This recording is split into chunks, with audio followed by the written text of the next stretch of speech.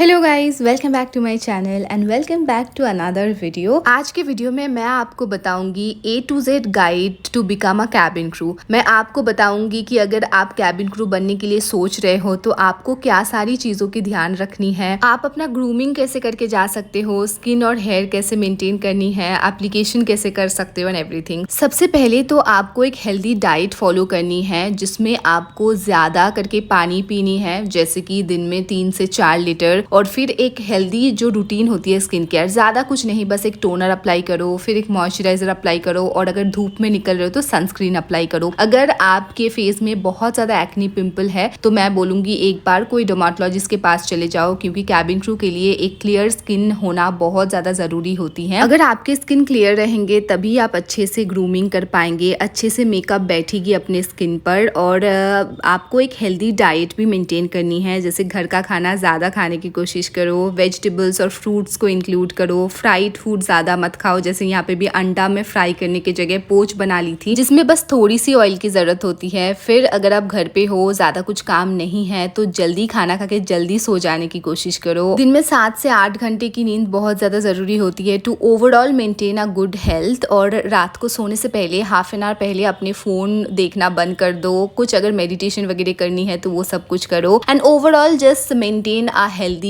Life routine. फिर आती है मेकअप करने से पहले आप अच्छे से स्किन केयर कर लिया करो, और फिर सबसे पहले एक प्राइमर अप्लाई करो। प्राइमर अप्लाई करना कभी भी मत भूलना, और फाउंडेशन जो आप लोगे ना उसके करेक्ट शेड लेना बहुत ज़्यादा ज़रूरी होती है, नहीं तो अपनी मेकअप जो है वो ऐशी हो जाती है। आजकल मार्केट में बहुत ज़्यादा ऑप्शन अवेलेबल है आपके लिए, बहुत सारे शेड रेंज भी आ गए हैं। आज से 6-7 साल पहले जब हम इंटरव्यू दे रहे थे उस समय बस गिन के 6-7 शेड अवेलेबल होती थी, उसमें भी हमारे स्किन टोन के लिए शेड्स मिलते ही नहीं थे। पर अभी आपके लिए बहुत सारे शेड रेंज जो है वो अवेलेबल है। पर ऑनलाइन अगर आपको समझ नहीं आती तो फर्स्ट टाइम के लिए आप कोई स्टोर में जाके खरीद लेना, अपने स्किन टोन के साथ अच्छे से मैच कर लेना एंड मेक श्योर कि वहाँ पे जो येलो लाइट होती है बस उसी में मत चेक करना, एक बार बाहर आके भी देख लेना जो सनलाइट होती है, बाहर की जो लाइट होती है। क्योंकि मैं एक बार फाउंडेशन खरीदी थी जहाँ पे येलो लाइट थी और फिर मैंने गलत शेड खरीद लिया था। वो एक्चुअली एक डार्कर शेड थी पर येलो लाइट में समझ नहीं आई थी। सो यस, मेक श्योर कि आप मेरे जैसे गलती ना करो। और कंसीलर भी सेम शेड के ही लेना। पहले लोग थोड़ा सा ऐसे लाइटर शेड लेते थे पर that doesn't really look good अभी, और वो ट्रेंड भी चली गई है। तो मैं बोलूंगी कि अपने स्किन टोन के हिसाब से ही लेना। आजकल मैं मेरे फाउंडेशन को ही एज अ कंसीलर यूज करती हूँ और आईलिड पर ही बस कंसीलर लगाती हूँ जहाँ पे मैं आई शेडो अप्लाई करूंगी। अगर आपको कंसीलर लगानी है तो कोई बात नहीं, आप अप्लाई कर सकते हो। अभी क्योंकि मैं ट्रेटिनोइन यूज कर रही हूँ उसकी वजह से मेरे स्किन बहुत ज्यादा ड्राई हो रखे हैं और मेरे जो कंसीलर है ना वो फाइन लाइंस में बैठ जाती है, उसके वजह से मैं कंसीलर नहीं अप्लाई कर रही हूँ। अगर आपको भी सेम प्रॉब्लम है तो फिर आप कंसीलर के साथ थोड़ा सा मॉइस्चराइजर मिक्स कर सकते हो और फिर उसको अप्लाई कर सकते हो, तो आपको जो फाइन लाइंस में बैठ जाने की प्रॉब्लम है ना वो नहीं होगी। फिर मैं अभी कॉन्टोरिंग कर रही हूँ। कॉन्टोरिंग के लिए मैंने एक डार्कर शेड ऑफ कंसीलर लिया है, पर अगर आपको ये डिफिकल्ट लगती है तो आपको ये करने की जरूरत नहीं है। I have got a baby like face, तो थोड़ा सा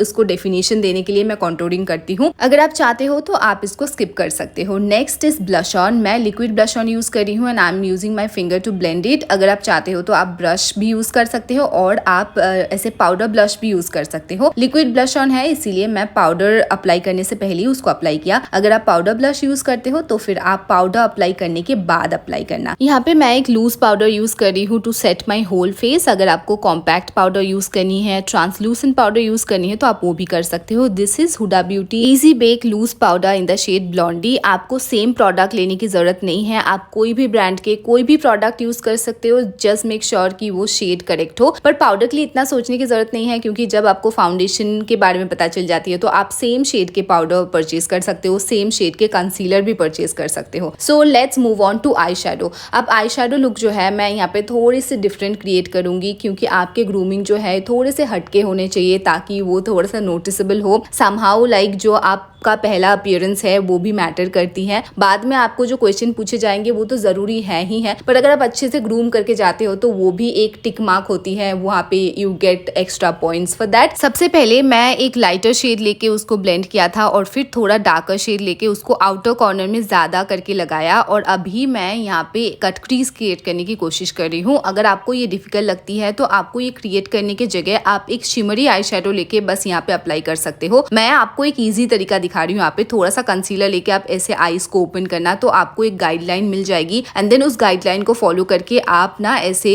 ड्रॉ कर सकते हो and then you just take a shimmery eye shadow and then put it. अगर आप कट क्रीज किए बिना भी शिमरी आई शेडो लगाते हो तभी भी वो अच्छी लगेगी, बस यहाँ पे जो इतना प्रोमिनेंट लग रही है वो थोड़ी कम प्रोमिनेंट लगेगी, but that is also totally fine. Eyeliner मैं ऑफ कैमरा अप्लाई की हूँ। Make sure you create a wing which is like not very long. यहाँ पे जैसे मैं अपनी आंखों के हिसाब से थोड़ी सी लॉन्ग रखती हूँ, पर मोस्टली आप एक बिजनेस लुक जैसा ही क्रिएट करना। The wing should not touch your eyebrow, और आईब्रो के लिए आप एक लाइट ब्राउन कलर के आईब्रो पेंसिल यूज कर सकते हो। मेरे आईब्रो काफी ज्यादा प्रोमिनेंट है इसीलिए मैं आईब्रो पेंसिल यूज नहीं करती हूँ। इंस्टेड मैं एक क्यूटिप या टिश्यू पेपर लेके जो भी फाउंडेशन वगैरह लगे होते हैं आईब्रो पर उसको हटा देती हूँ और फिर मैं एक सेटिंग स्प्रे यूज करती हूँ। अब मैं भी आपको सेम रेकमेंड करूंगी कि आप भी एक अच्छा सा सेटिंग स्प्रे यूज करो, क्योंकि आप दिन भर के लिए जाओगे तो आपके मेकअप इंटैक्ट रहना बहुत ज्यादा जरूरी है। अगर आप दिन भर बहुत ज्यादा ऐसे टचअप करोगे तो अपनी जो फेस है वो केकी हो जाएगी। इसीलिए अगर आप पहले से एक अच्छा सा सेटिंग स्प्रे अप्लाई करके जाओगे तो आपको ज्यादा टचअप करने की जरूरत नहीं होगी। अभी मैं यहाँ पे एक लिप लाइनर अप्लाई कर रही हूँ। डार्क ब्राउन कलर के एक लिप लाइनर ले लिया। अब अप्लाई करते समय पेनी थोड़ा हिला दी मुझे और फिर ये थोड़ा मेसी हो गया था, फिर मुझे वो फिक्स करना पड़ा।